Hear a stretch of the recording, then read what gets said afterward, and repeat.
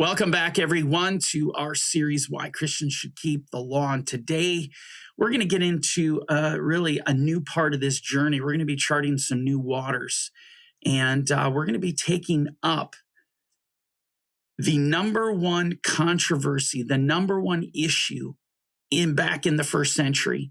In fact, this issue is of such epic proportions that it would reverberate throughout the generations. In fact, it can still be felt today because of the fact that the devil has leveraged this first century controversy to his advantage to such a degree that we can literally see today in the church him destroying, him cultivating an environment of lawlessness, all stemming from this controversy.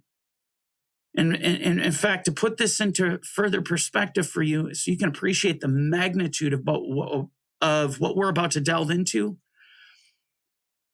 I would say the following. The only reason we're even having this discussion of why Christians should keep the law can be traced all the way back to this controversy in the first century. And what is this controversy? Well, it's found in the 15th chapter of Acts, typically referred to as the Jerusalem Council. We're going to delve into Acts 15, and today we're just going to lay some groundwork. We're only going to look at verse 1. And but then through the subsequent videos, we'll get deeper into this. And so with that said, let's jump into Acts 15, verse 1. And certain men came down from Judea and taught the brethren. And I want to stop right here. We need to have some historical context. They have come to Antioch.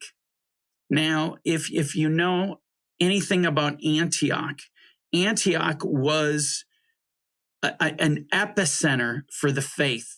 You know, it was secondary, obviously, to Jerusalem. The main hub was Jerusalem. But Antioch was one of the most powerful churches, most powerful assemblies of Messianic Jews in the world. I mean, the church was powerful in this place. There was a strong presence. There were prophets. There were teachers. People were coming and going. So this is the church had a stronghold in Antioch. All right.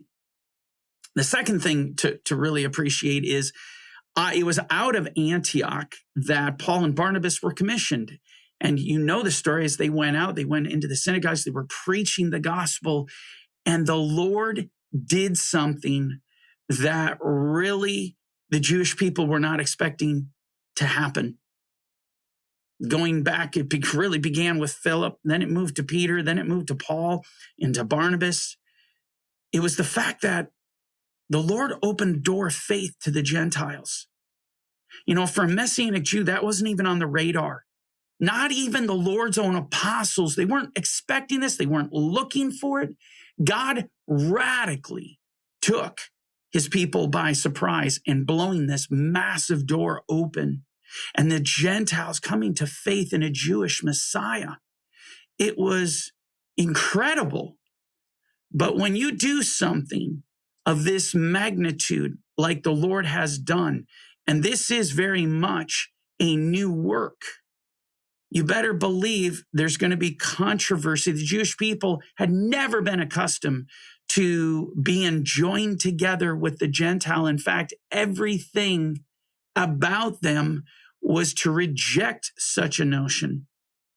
And now God has them going the exact opposite direction that he had them going to begin with. Now he wants them to link up, become echad, become one with the Gentile. And so you better believe there's going to be controversy because the Gentiles are coming in at this magnitude. And so going back to the text, we read, and certain men came down from Judea and taught the brethren, and they're coming to Antioch here, unless you are circumcised according to the custom of Moses, or we would say the law of Moses, you cannot be saved. And so here you have these new, fresh converts who've converted to the faith, they've converted to the gospel. They've accepted the Jewish Messiah, Jesus, as Lord and Savior. And these Jews have come down from Judea and say, listen, Gentiles, you can't be saved unless you take this another step further. You have to become circumcised in the flesh. Then, you know what? Then you can be saved. Otherwise, in essence, you're going to be cut off. Now,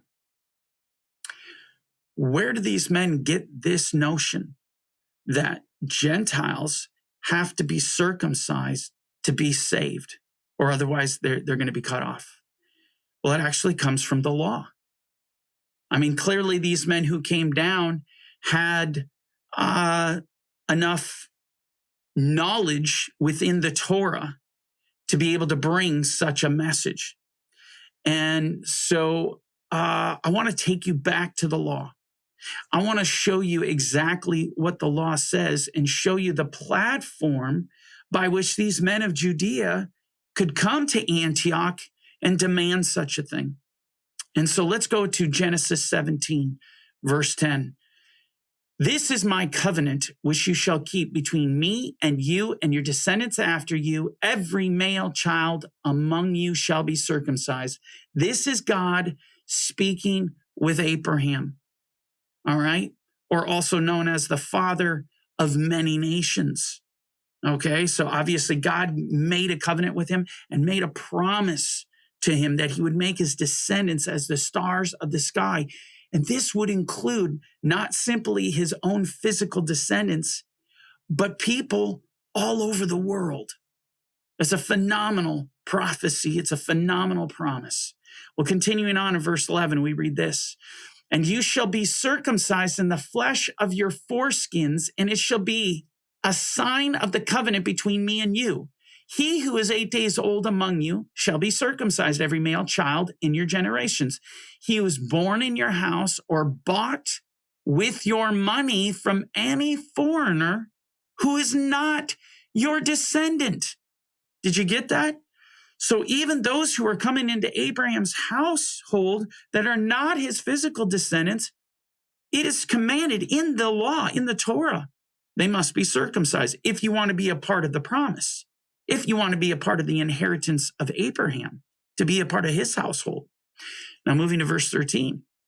He who is born in your house and he who is bought with your money must be circumcised. And my covenant shall be in your flesh for an everlasting covenant. And the uncircumcised male child who is not circumcised in the flesh of his foreskin, that person shall be cut off from his people. He has broken my covenant. Okay, so when you go back to Acts 15, verse 1, and you see certain men from Judea have come down and they were teaching the brethren, they were teaching these Gentiles who just come into the faith and received the gospel, that unless you're circumcised according to the law of Moses, you can't be saved. Now you understand the platform by which they're working off of. They are simply looking at the Torah and say, this is exactly what the law says. So this needs to happen lest they be cut off. Now, hold there, because we have a lot more to talk about and to bring up. We'll continue in Acts 15 in our next episode. The Lord bless you and keep you.